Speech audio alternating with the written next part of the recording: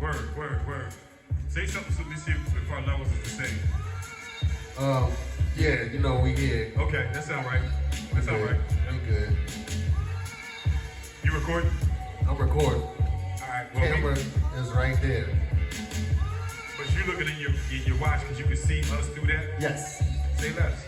Mr. Advanced. Technology. Unlike what they had Juneteenth. They didn't have no technology. That's why the message didn't reach them.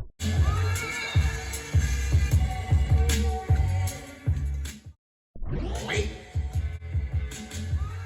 They didn't have cell phones and shit. So question, because for the people who don't know what Juneteenth is, you should probably like give us a little quick, history on that. I mean, nothing crazy. Don't get crazy. Right. But I'm not like. You don't got. I'm not asking you to be pro. I'm just saying, just give me the facts. Like the facts is, I believe for my small research or whatever, it has something to do with the slaves in Texas finding out around June 19th, like the word finally reaching down there that the slaves were freed. We have to be on a plantation. So the Juneteenth celebration is really a regional thing? It should, in my opinion, I feel like it should be Juneteenth, because that's when them niggas found out. A lot of motherfuckers, everybody else found out, I'm not sure, but earlier, you know what I'm saying, way before. You just so look, I'm gonna go online real quick. I just want to get it. When's the real Freedom Day? Well, no, not even that, because a lot of our stuff ain't right anyway. So well, that's true. It gets co-opted. Like, I remember when Kwanzaa was like, when it first happened, everybody was like, no, we're not doing that. Like, that's not Christmas, right? And then it took like, I can't even act like what I'm saying is historical. I'm saying it from my experience. Right, it's not historical, but our experiences is. So like, I know as a kid, I remember the first time I heard it, my mom and dad wasn't going for it. Like, it was pro-black and the whole nine, but like, they was like, nah, we just gonna do Christmas. Like, this seems like it's extra. And then it was like another, maybe 5 years before, like, black folks as a whole sort of like took it on and started celebrating it in certain communities. Churches started like actually being active with it, learning what it meant, that kind of a thing. Now, I can say this though. I was born and raised in an in an African family. So I just didn't get it as far as Juneteenth or Kwanzaa? No, Kwanzaa. We're talking about Kwanzaa. Yeah. But in a whole, it's the here you go nigga holidays that America does, and it's like, why why do we need Kwanzaa? What do we need Kwanzaa for? I'm assuming that people get educated and they're like, well, Christmas isn't December 25th. That's not actually Jesus' holiday. So it could be all of that stuff, whatever. I don't know. But the thing is, I don't know what a Kwanzaa is. They got Swahili words and made Well, meanings. There's a lot of the culture that's taught through Kwanzaa, and the way I understand it is to sort of put us back in that space of who we are as a people together. Like,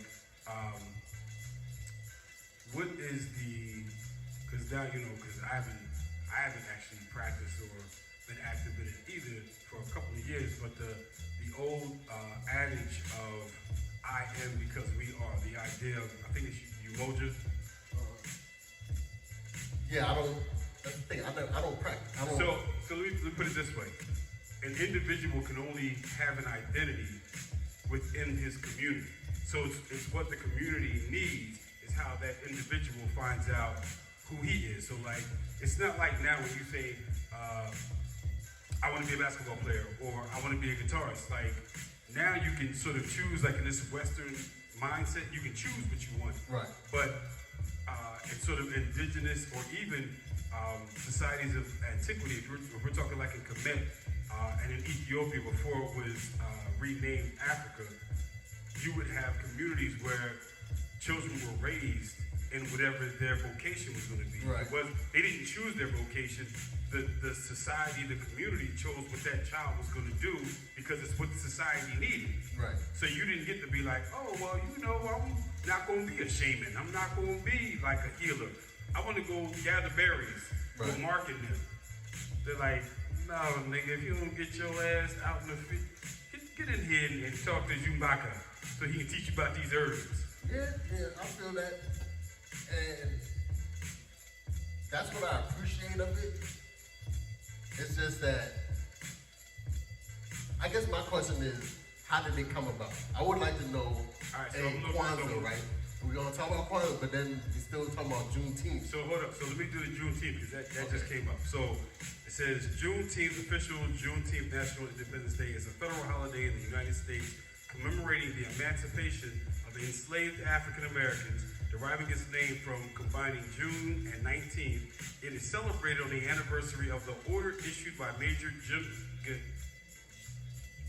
General Gordon Granger on June 19th, 1865, proclaiming freedom for slaves in Texas. Originating in Galveston, Juneteenth has since been observed annually in various parts of the United States, often broadly celebrating African American culture. The day was first recognized as a federal holiday in 2021 when President Joe Biden signed the Juneteenth National Independence Day Act. Why Joe Biden? He needs something black, because you know. Whatever, I ain't even. So, as I'm reading this, so it's the anniversary of the order issued by Major General Gordon Granger on June 19, 1865. But in Texas. Yeah, proclaiming freedom for slaves in Texas, which is weird to me because they made the point of saying enslaved African Americans, but then they leave out the enslaved and just call them slaves. Anyway, that's my grammar thing. We'll leave it alone, but I still think that words mean something. So when people say stuff a certain way, they trying to tell you something. Right. But yeah, so if this so does it have the day, like, is there a separation? Because if I'm broke, you know what I'm saying? Because if it's like, my thing is like federally, right? You know what I'm saying? No, it was just in Texas. It says early celebrations date to 1866. At first involving church center community gatherings in Texas. They spread across the South and became more commercialized in the 1920s and 1930s. Often centering on a food festival, participants in the Great Migration brought the celebrations of the rest of the country during the Civil Rights Movement. So, yeah, no, it was a Southern thing that sort of spread during the Great Migration. So, yeah, no, it's not really like a Freedom Day for everybody. Right. It's a Freedom Day for the dudes who was late to the party. Like, y'all didn't get the memo. Put it like that, it makes sense. It makes sense more like. So then my question becomes, what are we actually celebrating?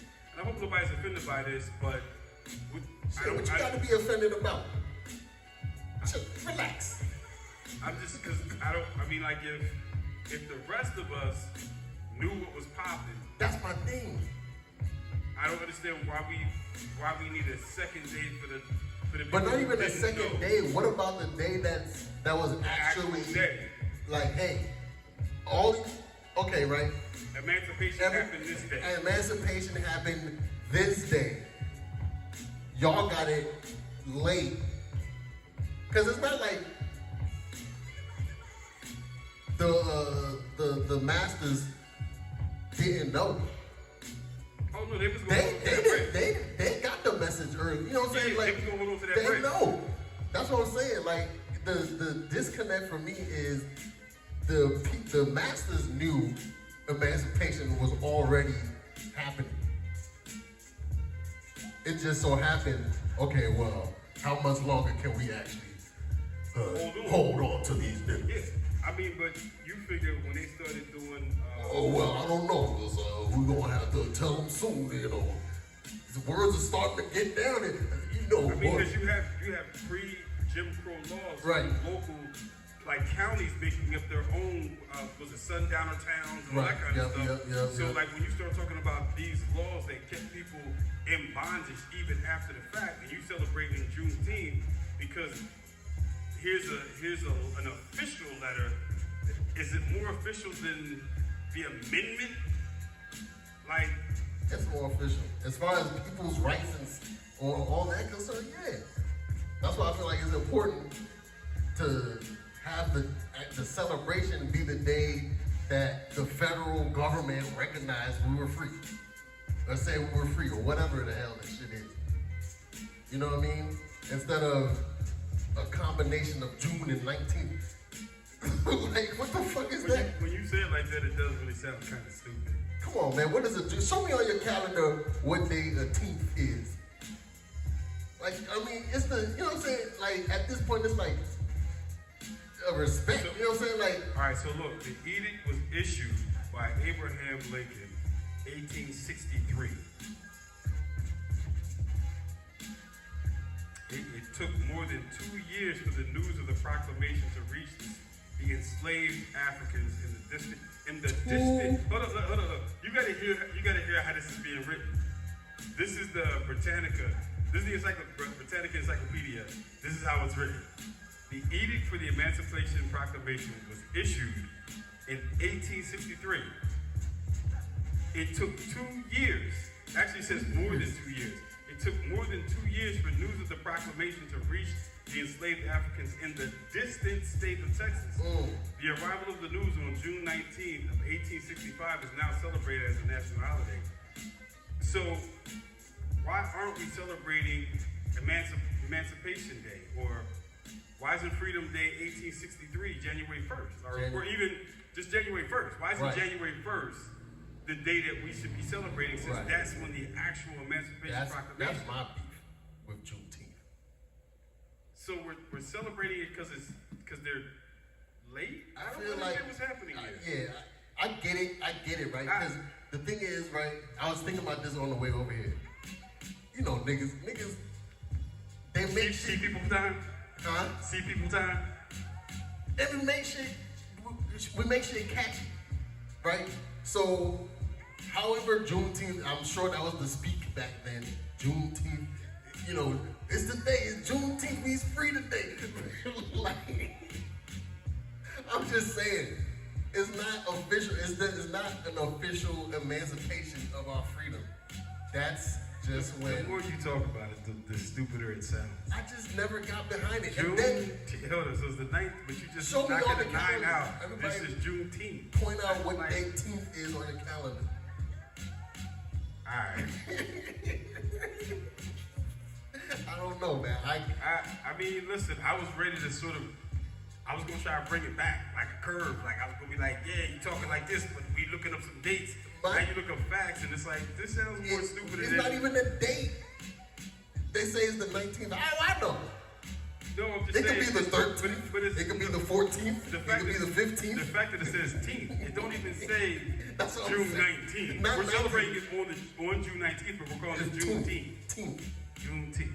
But you know, but a lot of people have like embraced it, made it a thing, and so it's like Juneteenth, y'all. That's when the late people heard we was free. We was already free, y'all, but we just found it out today. Yeah, so we're celebrating finding out 2 years. 2 years? 2 years? I'd rather talk about Kwanzaa at this point. We can't. It's just Juneteenth weekend, and look, I get it. If it's a reason to celebrate something, we can come together. A reason to celebrate would be January 1st. Even though, so here's the weird thing. If you study them, if you actually read the Emancipation Proclamation, which, you know, of course still plays into capitalism, Western mind, colonialism. Which is all the other isms of the issues of this holiday. Yeah, so like because who's about to start really capitalizing? Well, here's the thing. The government is. Because the Emancipation Proclamation doesn't actually free enslaved Africans. All it did was change ownership from private citizens to the public, which basically is the government. When you read it, it actually shows you that. So we're not actually free. No. Which is why they still allow things like the chain gangs from back in the day. That's why they sort of moved indentured servitude and things of Into that nature. the prisons. Yeah. So like when you're when you're watching the movie Life, everybody thinks it's such a funny movie because it's Martin Lawrence and Eddie Murphy and they're cracking jokes. But what you miss is the fact that they kept those two men in bondage their entire life, and the whole time they were in jail, what were they working on for like the first 20, 30 years? The railroad. The railroad. Yeah, yeah. That's not a happenstance. That's not a coincidence that they just wrote into the movie. That's how when people talk about the blood sweat of black folks in America, it didn't end with slavery. It continued on. These are some of the laws that are still on the books. Yeah. And people go, oh, it's white people. There's a lot of white people locked up too. But it's still the practices that is held the same. Yeah, but there's a huge difference between. I just watched this white dude, and he was trying to do the white speak, but I mean, he was doing it. He was trying to use his platform / entitlement for people of color. I'll give him that, but I'm not gonna say his name. So he was talking about how the whole idea of indentured servitude, and I mean, for the people who, a lot of people know this, but when you get the immigrants coming over and they were all being treated like dirt, right? Yeah. So everybody's being treated like a slave. But the people who had money realized, like, wait a minute, there's too many of them. So we got to do the same thing that we did in Europe with religion. And we will separate everybody, and we'll give this person a little bit of power. Class war. And then you'll get the class war, you'll get the religious thing, and then with all of these separations, you now have all of these smaller bodies that we can handle. I can manage this with my garrison of soldiers. Like now I'm out of my time era, but if you had Calvinists and Lutherans, and then you've got because the 1800s is when you get blacks and whites. Before that, there is no race. That's that term wasn't even a thing. It was wherever you were from, and it was whatever family you were part of. Which is why when you see those old movies with France and Europe fighting because of the royalty, most of them were cousins. Most of them were fighting. These were family squabbles, right. And they just were using the common man to fight. That's why they didn't really care. There's a story with Martin Luther, one of the reformers of the Catholic Church, right? Not Martin Luther King. And it's funny because at one point he was fighting for the people, right? He was trying to get these reforms, he was trying to get the Catholic Church to straighten up all this. But there was too many peasants. So this is the peasant wars. There was too many of them. So the princes who were And this is, you said this is pre-black white. Yeah, this is it is before that. So this is during Europe. Okay. Reformation is happening. Martin Luther's this Catholic Church ain't doing what it's supposed to be doing. Blah blah blah. Right. So he wrote up his little thesis of what he thought things should be and blah blah blah. But then the princes came to him because the peasants were starting to they were rebelling. There was an uprising, and they couldn't control them because there was just too many of them. So then Martin Luther sided with them and started to write up these new little laws, little ideas, whatever. The princes ended up killing, if I'm not mistaken, it was 2/3 of the people. And even if you look, even if the numbers I'm saying is wrong, I know that it was in the millions. That's how many people they killed to settle the uprising. But here's the crazy part. That was their workforce. Right.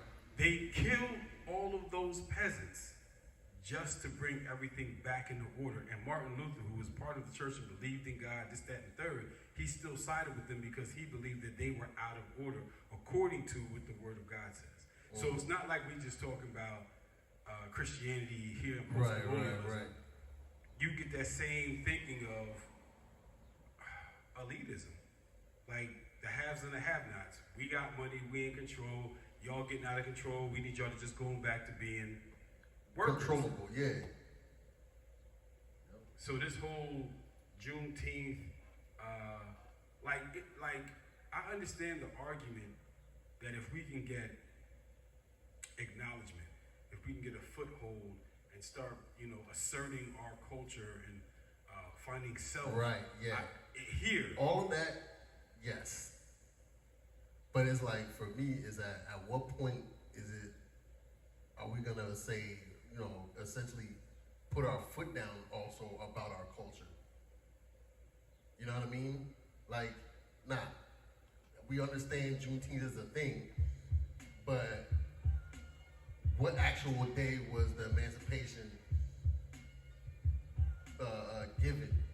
So we celebrate that day as a people. That could be whatever you call it, whatever you want to call it, but let that date be significant.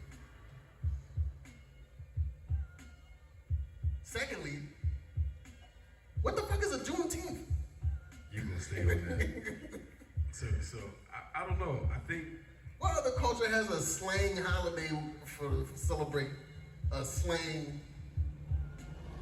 It's called Juneteenth. On the books. On the books. Holidays that are on the books. On the book holidays. Slang. I don't know, because half the holidays that we celebrate are pagan holidays. Juneteenth is also a pagan holiday. You have to break that one down. Isn't a pagan holiday a holiday that's not religious? A religious celebration? It's not like tied to a religious. No. No. Okay. It's just the opposite. Most pagan religions are to commemorate or remember some deity. Like Christmas is actually not about. It's not about Jesus. They use it for Jesus. That's what the church did. Yeah, but it has nothing to do with right. Jesus. It's a pagan holiday that celebrates like the tree that's used for Christmas is actually part of the celebration of the deity, of the original deity that Christmas stands for. Like Easter is actually for there's a female deity whose name I think is Easter. That's for spring, right? Yeah, celebration of spring. Right. It's like the spring equinox or something like right. that. Yeah, it has nothing to do with the going right. over and the resurrection. The Catholic Church put all those. What is it? Is it the Catholic? Wait, or the Church?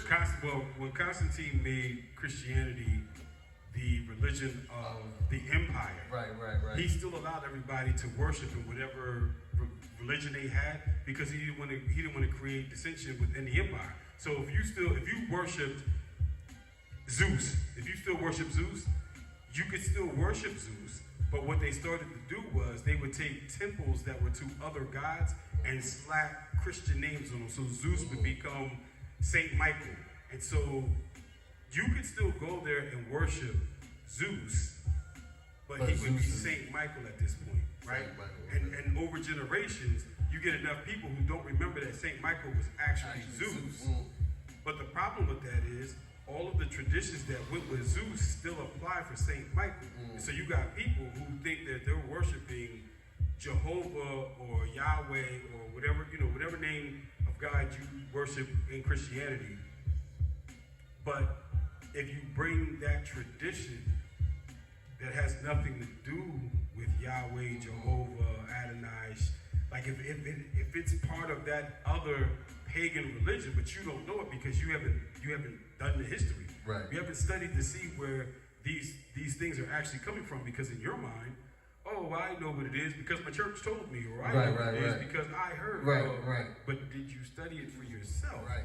Did you find out what the history actually says and how that came in, when it came in? Because if we're really talking about it, when you start talking about the New Testament, a lot of that stuff is, of course, after the fact. You get the 4 Gospels that are dudes who were disciples of Jesus, but then all the rest of it, like it's Paul talking to people, Timothy, these are dudes who are after the fact. They didn't actually know Jesus. So they just, one of the reasons why a lot of people like Paul is because Paul's experience is like the average Joe. The average guy, yeah. So they go along with it because why wouldn't I co-sign this dude who is like me? But here's the problem. You get Peter and Paul, right? Those are the two that are arguing. Peter's like, nah, we're supposed to be doing it only for those who know. Paul's like, no, man, this is for everybody. Right. He's like, but that ain't what Jesus said. Jesus said this was for us. So when you start having this argument, that's crazy. Yeah. Because they're both right. They're not. They're not? Think about it like this. Think about it like this. Okay. Let's say me and you were fighting. Your wife comes in, sees the fight. She goes back, tells your mom about the fight, right? She saw it firsthand. So me and you have a version of this story, right? Right. We know it because we were in it. Now our versions may differ because I might say I got the better of you. You might say you got the better of me. But then we got your wife who, she might be like, duh, my husband won. But she actually saw it. So she still has a first-hand account of what was actually happening. Mm-hmm. You know who doesn't have a first-hand account? Your mom. Right. So when she repeats the story, her version of the story isn't what she saw, it's what she was heard. told. Yeah. Paul is repeating what he was told. Peter is talking about what he actually saw. He actually walked with Jesus. Jesus actually performed miracles and said whatever sermons and lessons. Peter got them firsthand. Paul only knows the stories from these guys. So when you listen to Paul, Paul's not telling you, yeah, I was with the master. I know what's popping. He's saying I had an experience where the Holy Spirit now, guides and leads me in the same way that it can guide and lead you. Right. I'm a convert in the same way that you are a convert. So that makes us the same. We're brothers. And Peter's like, my guy, that's not what's supposed to be happening right now. You're not supposed to be out here telling everybody what's what. It's the people who got called, not the people that you just want people, oh, well, he did that's. And that was their whole strike. But his thing was like he thought he was spreading the gospel, right? Yeah. Yeah. And I was saying they're both right because of how I guess, like in the sense, you want to share the gospel with people. And because Jesus was like, only those who have ears would hear. So it don't matter who you know what I'm saying? Like if I go out, I'm telling people blah, blah, blah, blah. And maybe out of like 10 people, only one person is gonna be like, damn, this resonates. And that's the person that's like, you're part of us. You know what I'm saying?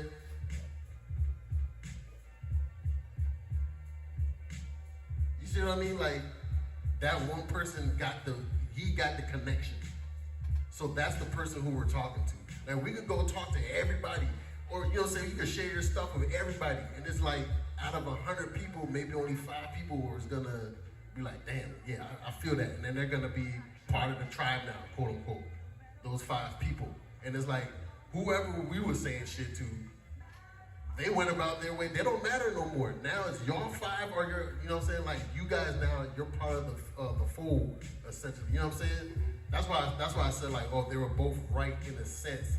Because when Jesus went out, he didn't care who was there talking. He was talking to everybody. You know what I'm saying? Out of the masses, only a couple be like, oh man, let me follow that path. Let me walk like that.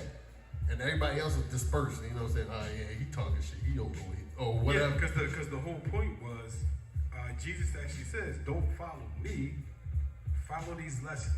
Yeah, I left you guys a way to live so that things would be better for you, so that you would have a connection to the source. Like, and so when you get to this place to where Paul is like, no, worship Jesus. And Jesus already said, chill on that. Right. You saw what I did, you guys can do it too if you do what I did. I don't need you to follow me as the person. I need you to follow these lessons, the stuff that I showed you how. I told you how to do it, then I showed you how to do it. Now all you got to do is do as I did. Yeah. That's it. Don't like put me up on a pedestal and don't do the work. Right. Like you can revere me as a teacher, that's cool, but you still have to do the work. And so many people don't do the work. They just revere him like Jesus is the standard. And but I'm still be out here doing that's the black mentality I feel like on Christianity. It's like, oh God. And then they'll just sit there. Wait. Yeah. And it's like, nah, you gotta get out. But you the problem is when you start changing ritual to tradition. She look like she got some palm grease, y'all. It's called palm butter. Look, he corrected me because he knew what it's supposed to be. She don't got it for me, y'all. No. I'm sad now. She's still one of my favorite people because I still want her to make it.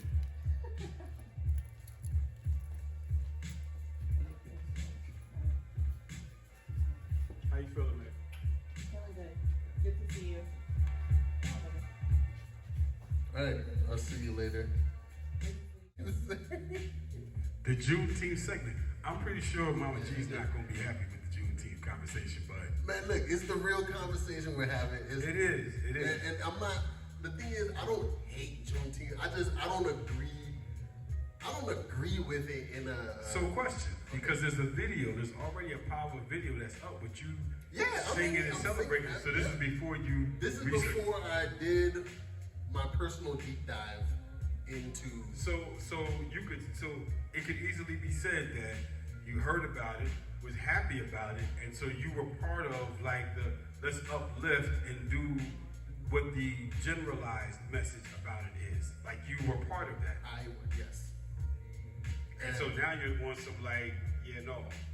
But the thing is too is like, just like with the word Juneteenth, it sounds quote unquote uneducated. So do you have a problem with the syntax and the visual? Like would It's you the combination of would it you be all. happier if it was like Freedom Day or Yeah, that's why Emancipation? I was saying let's say Freedom Day or Emancipation Day or any number of things that's not Niggerish. Niggas said it's Juneteenth. We're gonna give them a holiday called Juneteenth. You know what I'm saying? It just seems like a disrespectful to me. Maybe not to everybody who else. That's where we're at. You know what I mean? I just don't like it. I don't like it. It's That's like, where we're at. we speak better now. We speak differently. Don't we? Don't we? Do we though? Like, do we though? Damn. Do we though? And we make excuses to keep it that way. Yeah. That's true.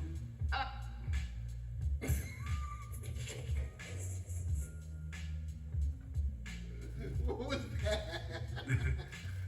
That was my little sound bite. Oh. Because I mean, at the end of the day, do we really speak better? Do we really care about that? Like, remember there was that whole moment where they wanted to get rid of the word nigga, and then people argued for it. People like literally were, that's our word. Never ignorant, getting goals accomplished, and they made it like so we could still use it and it not be offensive. But let a white person call you nigga. How can we let go of pain and trauma if we keep making excuses for it? You know what I'm saying? Like, we can't let that shit go. Like, you can't be like, oh, it's just like females with the word bitch. I can call my bitch, but you better not call me bitch. It's not positive. You can't be like, oh, it's positive when I say it. What if a white dude is calling you the nigga because you his nigga?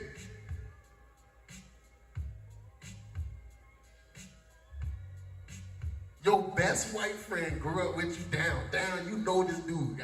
He still can't call you. Why not? No, sir. Why not? I have a couple of white dudes that grew up with me, and I've grown up in some really. I've never grown. No, yes I did.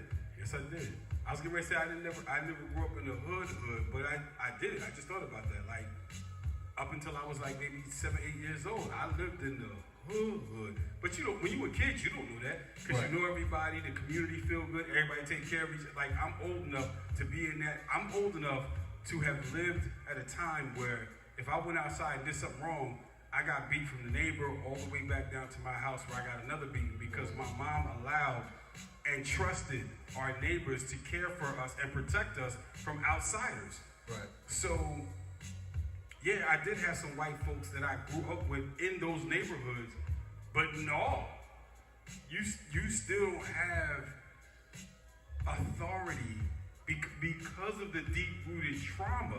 Like, it's a trigger. You can't say it. Doesn't matter how close we are. Doesn't matter how good. Don't get me wrong. I believe that as well. Like, I believe that. I believe I can say it. No, you can't say it. I'll call you it before you can say it to me. And you know, I don't think I've ever called a white person my nigga. Like, but you know what I'm saying? No.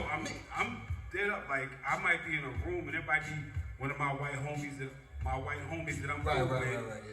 But like, it might be a couple of dudes. Like, I got some black dudes that I don't call nigga. Like, but that's just cause who they are. Like, they might be a little bougie. They might be from, you know what I mean, some place where they get a little uppity. And so, you know, niggas call niggas everything, nigga, everything. Well, everybody. I mean, but when we think about like our era of like the dozens and like, you know, you gotta have thick skin. So we do a lot of stuff to empower each other, but also to toughen one another so that we can survive. So if I start cracking jokes on you, depending on how I'm cracking those jokes will determine, like, you know, we friends, and I start talking about your mama, we ain't gonna be fighting because you my homie. Like, listen, you my nigga. So like, you know, we both gonna be at your house and your mom gonna make us some, what's the collar? She gonna make collar. Like, yeah. And I'm gonna eat it, and you gonna forget that I said anything bad about her because you know I love her. Right. But when you don't have that kind of relationship, familiarity. Yeah, then you can't do that kind of stuff. So like some black folks that I just met, I gotta like, you know, I gotta walk on eggshells until I find out who they are. But like folks that I get down with, I can be me. If I say it, if I mean it, if I'm working with it, I can do whatever I need to because I know you guys aren't gonna reject me. You're not gonna judge me. If anything, you gonna get down with me. Right. I can't do that with the white folks because we both know at some point there may be a moment where they'll back up or they'll like betray you. You know, you get around some white folks that they hang out with because they have access to certain places and they bring you in like. And I have a couple white friends that's like, they're cool, but then once you go one generation back, it's like, well, you can't really come over to my house. You know what I'm saying? Like, and you're not mad at them because they don't make the rules. Right. But it is what it is. So like, you gotta play the game, and like, this is my friend, but his mom, you know, she grew up in a different time. And so like, I can't be mad at him because of what she's doing, but at the same time, do I continue to put myself in a position where I have to compromise or do the whole W. Du Bois talks about double consciousness? Do I got to keep switching gears to like be this other person in front of this white person who doesn't respect me? Right. So because he's my friend, I now have to be somebody else so that he can be okay in front of this other white person who isn't okay with me. Like. And I could just say, well, I just won't go around your mom. Like, we won't go to your house. We won't do X, Y, Z. But then what is that? Right. You all up in my spaces because my space embraces you. And all of your whiteness and all of whatever it is that you're trying to be, whoever you're trying to be, left, right, up, down, my people are going to, like, love you. Yes. And we going to bang. But you don't move in those kind of places. So, like, I got to be careful about how I move with you. And doesn't where you grow up affect that? Or does it affect you? Yeah. I would say yeah. Of course where you grow up, because like, all right, so. I'm saying, so like if there's a white person who grew up in the hood, you know what I'm saying, like he's in there, what does he do with how he and his identity as far as? So I have two friends that I literally grew up with, high school, the whole nine. I'm not gonna say either name. I don't want no sparks. But listen, my one friend, he has put himself in positions to protect people of color. Like, he didn't compromise. He grew up in the hood. Like, he grew up in the projects. So like, when people were saying certain things, he was not playing that game. Like, if it cost him his whiteness or access to whiteness and if it cost him that, he sacrificed it every time. Like he would make sure that people knew what side he was on. He didn't play any games with it. Now, fortunately, would you argue it was the side of just equality, or was it black, like straight black, or was it more like he saw some, you know what I mean, like I would say it was just integrity. just integrity? I don't even, for him, I don't, you like when people say they don't see color, Right. they see color. This person, I believe, what that phrase should mean is how he moved. He had friends who were black, like, because his family was white. And he had white cousins who grew up where he did, but they were trying to, like, distance themselves from it because they knew what it would cost them in other white circles. Or even when you went to the next town over. To say that you were from our town, that meant something. So they would, like, you know, oh, well, we go to school here, and try to insinuate that, like, but we don't live there. Dang. We just kind of, you know, we're That's on the crazy how line. but black people do the same shit. Yeah. So he would be like, no, I live in the projects. These are my friends. Right. Like, and if you got a problem with them, then you got a problem with me, and we don't need to be friends. Right. Like it's that like he's married to a black woman now, but they didn't get married in high school. Like, you know, he dated white girls and he was like, so let me say this. he was like, what's that guy's name in Magic Mike? The actor. Tatum. Yeah, he was built like him. He was that white boy, like muscles, tall, the blonde hair. He was Adonis. He was Adonis, like. But he had. I hate to make it a black-white thing. He had black swag, like. Look, it is what it is. Like he knew what gear to wear that didn't make him look like he was trying too hard. Right. He wore the stuff that fit him. That fit him, right. Without trying but it was still what was happening in black culture. Right.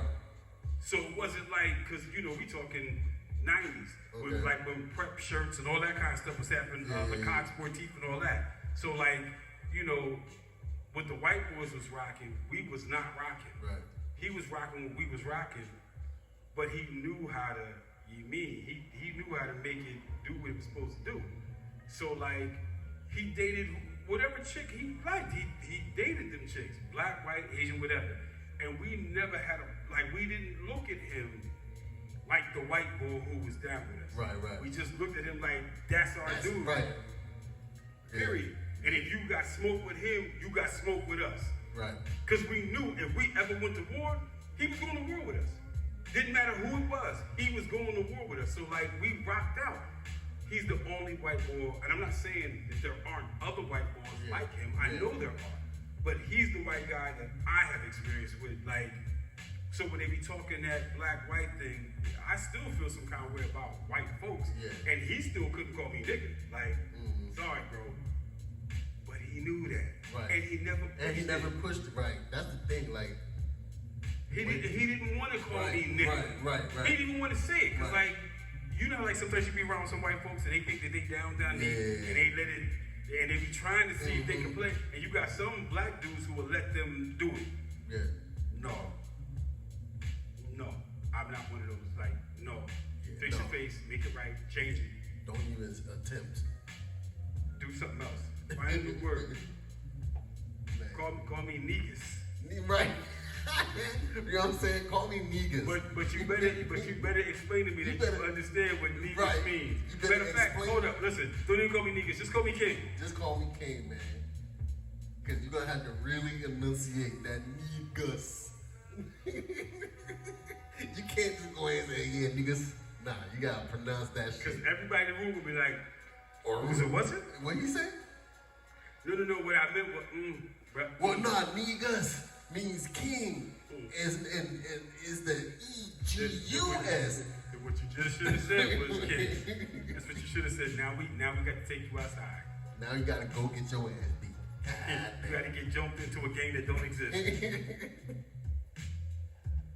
But well, I guess all that to say, you know what I'm saying? I think it ties into Juneteenth. It does, you know what I'm saying? And that sort of like group thing type mentality. And how about this?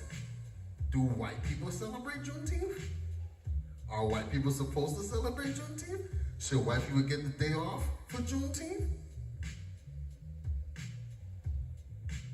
I don't have an answer for that. Inquiring minds need to know.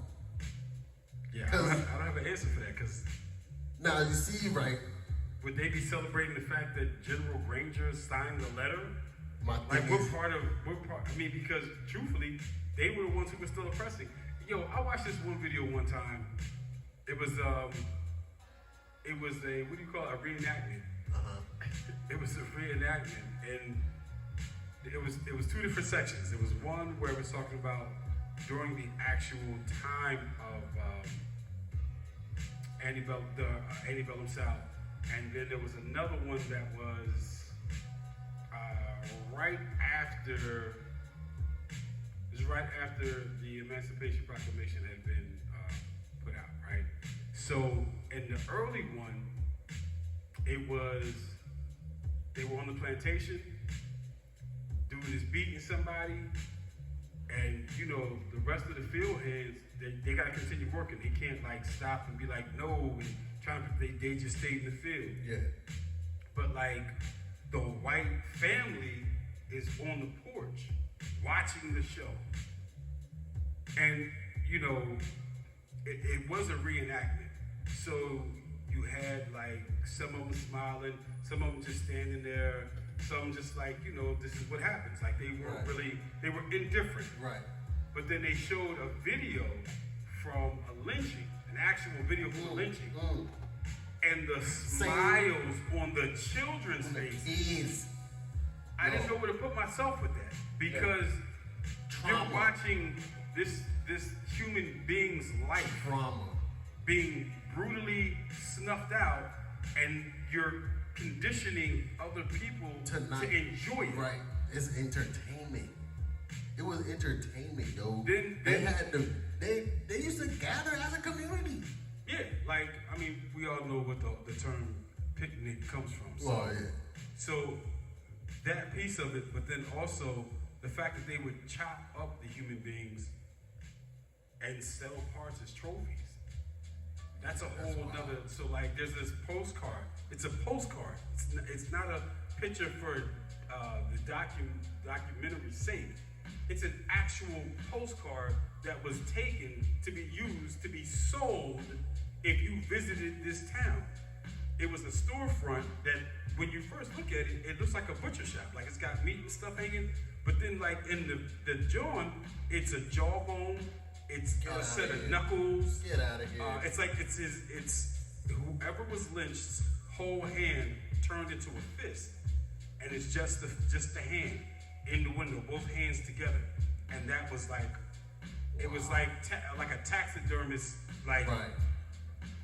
So the fact that like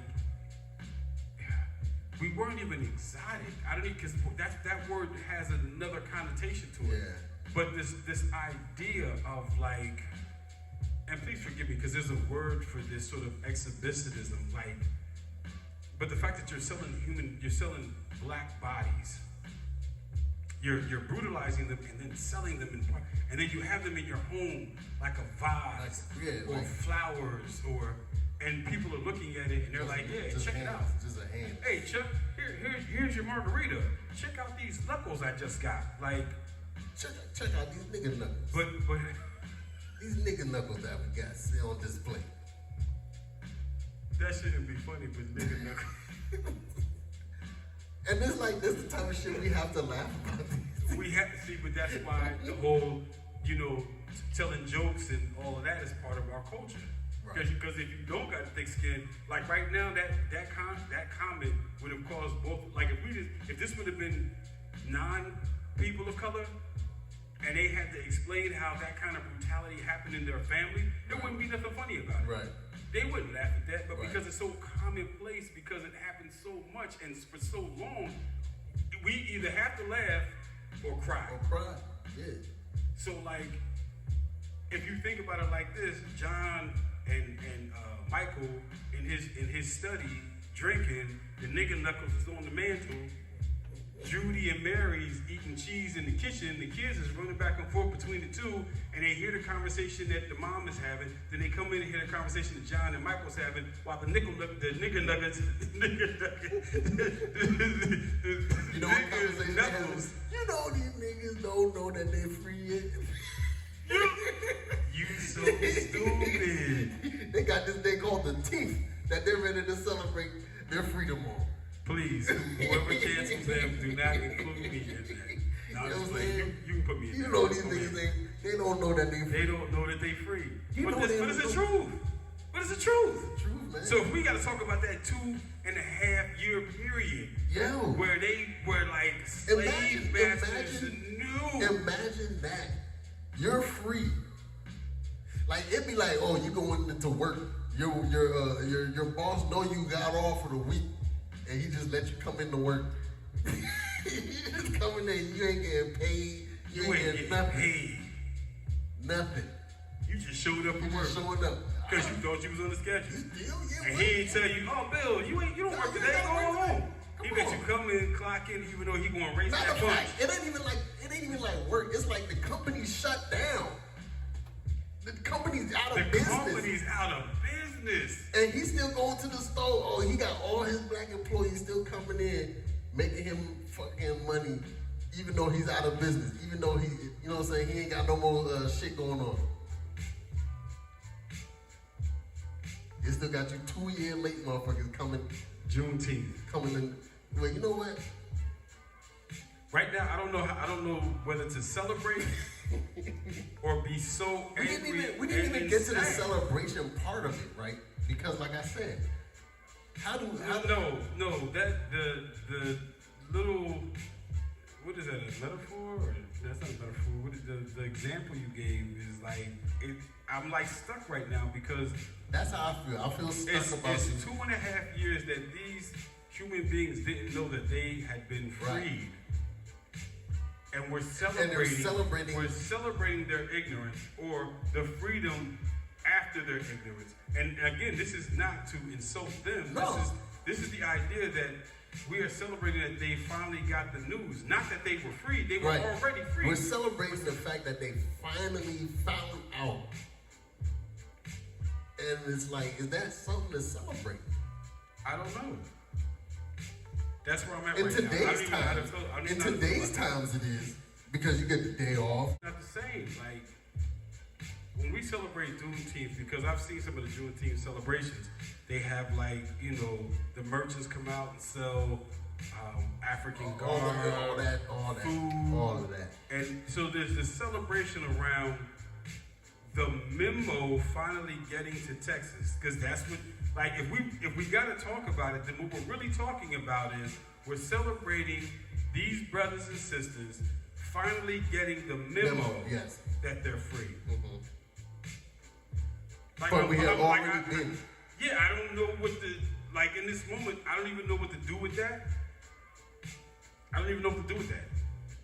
Well, if you're a part of America, you get the day off. You go buy some Juneteenth ice cream. You know what I'm saying? Buy you your Juneteenth napkins. And have your good old Juneteenth barbecue. You being funny. It's really not even I'm funny. just saying though. And like for me too, like, cause I'm already like this with, this ain't just Juneteenth. First of all, Christmas, I feel like this barbecue. Yeah, I used to celebrate Christmas. I used to give gifts and give gifts. I still do give gifts. But as far as celebrating because I believe it's Jesus' birthday, it's like, nah, I'm not ignorant like that no more. So I know a lot of people who may see this know that, like, you know, I'm going to seminary and I consider myself a Christian, but I also consider myself a historian. And the problem with that is, Where does your belief lie? well, the problem is I'm agnostic. It's about facts. You either give me facts or like leave me alone. We're not gonna argue. People get mad at me because they start arguing their feelings. Right. I don't got time to argue your opinion or your feelings. Right. You're not right or wrong. How you feel is how you feel. Right. But if you're gonna argue dates, if you're gonna argue the names of deities and the regions that they're from, my friend, my friend who's my friend, you're going to find that I study long and hard. Yeah. And that kind of stuff doesn't go over my head because that's what's important to me. Like, you're wrong, and you're wrong. You have no idea what our history is. You have no idea. And you're trying to tell us what we should celebrate, what we should understand, and what we should know, which again brings me back to Juneteenth, because the only reason why they knew is because somebody from another culture came and told them, which is, again, wild, because Texas, if Texas was making any of the products that the rest of the South was making in order to capitalize on this free labor, on this enslaved labor, they are in contact with the rest of the world. Right. They're selling, I don't know, sugar or tobacco or whatever it is that they're selling in Texas that they had enslaved Africans growing. That meant they had letters and telegraphs or some kind of way.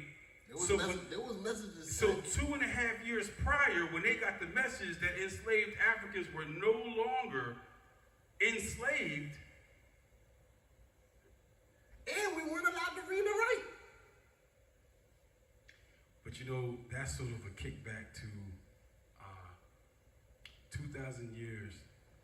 2,000 years from the beginning of the first century. 2,000 years prior to that, we had universities like the University of Alexandria, the University.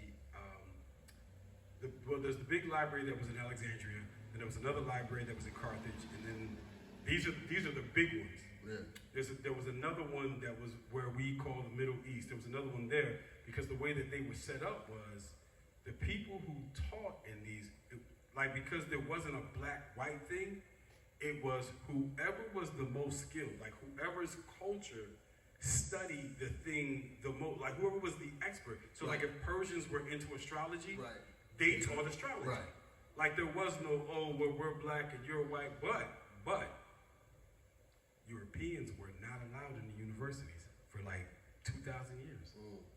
They weren't allowed, which is why when you talk about the Moors in that early time, when you're talking about the Moors of antiquity, they were sort of like the ones who were going through Europe, educating and sort of civilizing.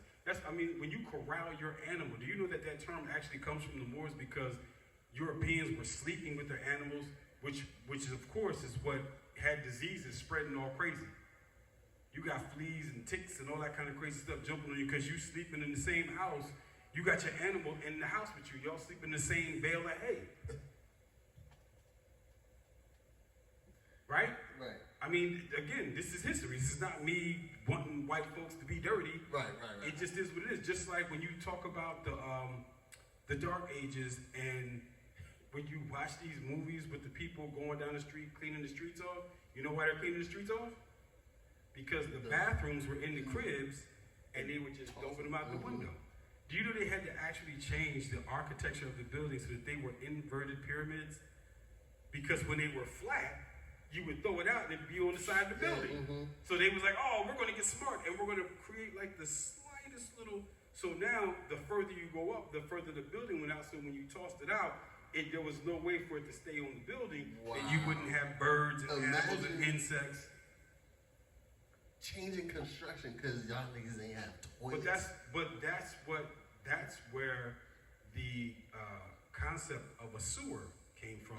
That whole, because if you go out in the streets now, we don't really have, if you're old enough to remember, there was a time where the side of the road actually bellowed down for the gutter, for the rain gutter. So when it rained or you don't see that much. You still have gutters on the side of the street, but you don't see it the way old cities used to have it. They still have it, but it's not like how it was. Right. They needed it then so that when the dude came around with the bucket, the wagon of water, they could sort of spray and brush it into the gutter and then sweep it down they would almost scoop it up down by the harbor. Damn. I just went to Portland, and that's exactly what they said would happen. Wow. A lot of the ports and canals was just sewage just out in there, and it was like it used to smell. And you know, before they had actual buildings that were along the docks and stuff, like you would go down there, you on the docks, you gonna get mugged or killed.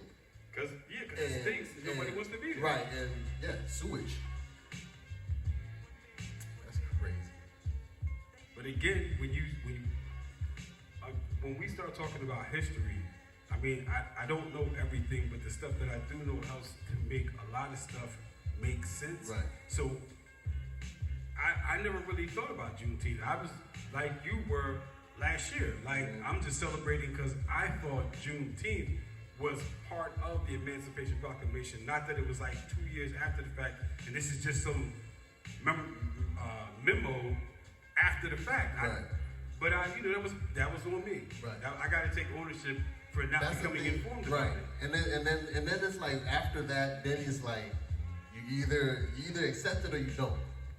You know what I mean? And it's like it just depends on where you lie. You like where your morals lie. Like for me, like I can't get with it, so I'm not comfortable celebrating Juneteenth like that. You know what I mean? Like, so that's just where I am. I'm not saying nobody else should.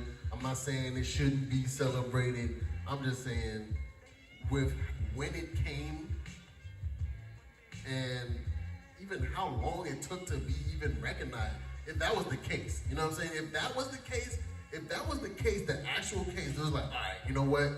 Since everybody found out by June 19th, then let's officially make this the official day that is the Emancipation Proclamation. Let this be the day. Let this be the day I'll change your life. You know what I mean? Like, I'll be better off with that, but, you know, then the fact that it wasn't even the black president that did it. Like, come on, man. It was 1865, right? Mm-hmm. Minus 2021 was when Biden said Juneteenth is a national. That's 156 years. So we went 2.5 years. 4 years too late, in my opinion. Wait, no, 4, no, wait, 8. Oh, because you're talking about like 12. 12. So the crazy part here is you and I are just talking about the 2.5 years between being emancipated and everybody finally knowing that they're emancipated, right? Mm-hmm. But and then like another 150 years. Not having mean shit for 150. And it didn't, because when you start talking about redlining, Jim Crow, Sundowner. It was during all of that. Yeah, and still do. So it's like, I don't know if celebrating Juneteenth is somehow a pass for them, or if people feel like it's a movement towards true liberation. Is it? I don't know. That's because how are we using it? Like, if that's my thing is, like, if we're gonna use it as a movement toward true liberation, how are we using it? All right, is it a holiday that anybody can celebrate? Everybody gets a day off. I would imagine it's a federal holiday, so yeah. But everybody gets. Okay, so what about not Kwanzaa? I'm talking about Kwanzaa. What about Rosh Hashanah? Everybody doesn't get off Rosh Hashanah. You have to be Jewish. Everybody doesn't get off for Yom Kippur. You have to be Jewish. Nobody gets off for Kwanzaa. Don't nobody get off for Kwanzaa. And you might get off for Juneteenth, but why would a certain group of people get the day off when they were the ones who needed to cause Juneteenth in the first place?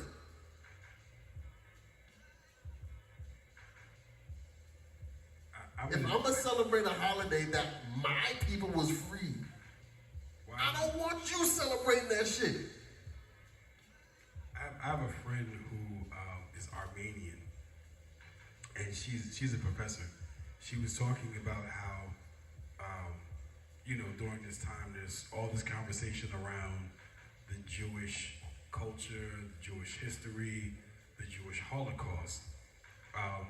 she's very angry about it and has been. She, like I said, she's a professor and she teaches about her culture and some other historical subjects. But of course, her culture is very important to her. So we had a conversation one day, and she was saying how nobody ever talks about the Armenian Holocaust. And my eyes got wide because I'm like, what are you talking right, about? like what? And then she proceeds to tell me how millions were killed, like in this single event, like, and the way that the Jews talk about the Jewish Holocaust and how they were persecuted, the Armenians also have a similar history and one that's even worse than theirs. But number one, is it not only not called a Holocaust, but it's not even talked about. Damn. Then she went further to, because she puts herself with people of color just because of location, culture and things of that nature. And she said, I think it's incredible how we are fully aware of what happened to Africans, but we don't call what happened to them a Holocaust. It's never referred to in that way.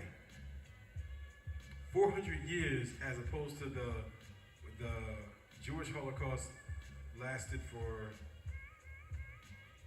how many years? I know it wasn't more than, I don't think it was more than 10, was it? Don't get me to lying. Well, I mean, let's, Google's a friend, so. My aunt says Uncle Google. So let's look up how long the Jewish Holocaust lasted. And I feel like we need to say, we're not comparing struggles. Oh, I am. Oh, we are? I am. I'm just saying, like, it's not for comparison, though. No, it really is. Okay. For me, it is. Because of the way that the word is used and the way that the trauma affects both cultures. Right. So the fact that and this is not to dismiss. Okay, so that's that is not dismissing of. It's not dismissing it. I fully believe that it happened. Like, y'all struggle is y'all struggle. Oh yeah, there's no argument that it happened or not. That it happened. Right. Because I'm looking up when it happened. Right. So the fact that from 1933 to 1945, so 12, am I doing math right? 12. So 12 years, they suffered, were murdered, were imprisoned, were treated as slaves. Mm-hmm. We have 400 years. There's already been reparations given to Jews years ago. They got reparations years ago. So the fact that they got reparations are acknowledged as a people who has this type of trauma. Nobody ever argues it. And if they try to argue it, that person is like decimated in the public. And you know what happens when we try to argue that? Well, you got Juneteenth now. And you had a black president. No, if you go back 5 years, no, it's 23, so let's say 13, to 2010. 2010, I remember when they started trying to teach, because my kids were still in school, they were trying to say that we weren't enslaved, we were indentured servants.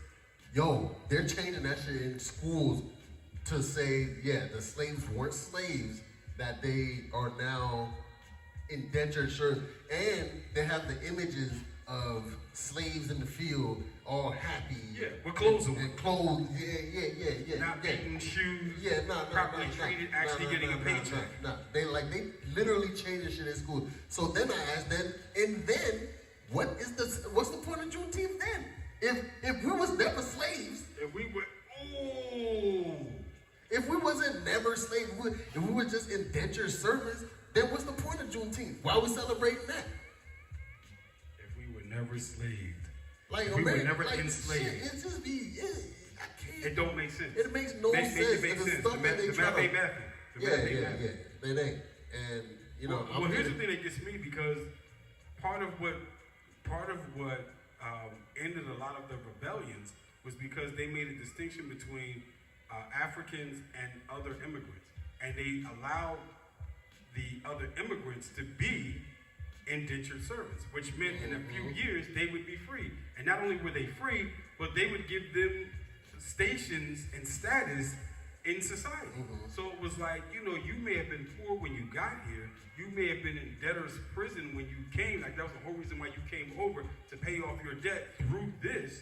But once you came out, you were allowed to be a regular person in society. Right. You could get a home, you could get married, you had rights, you could vote, you could get a gun. Like, all the things that they said we would never be able to do. So to call us indentured servants during that time, not only is it a lie, but it's a slap in the face. And then, of course, now when you come to this thing where we're talking about Juneteenth, what does that mean in the context of you guys changing history? Right. So if there was never a time when we were enslaved, excuse my language, but what the fuck is Juneteenth?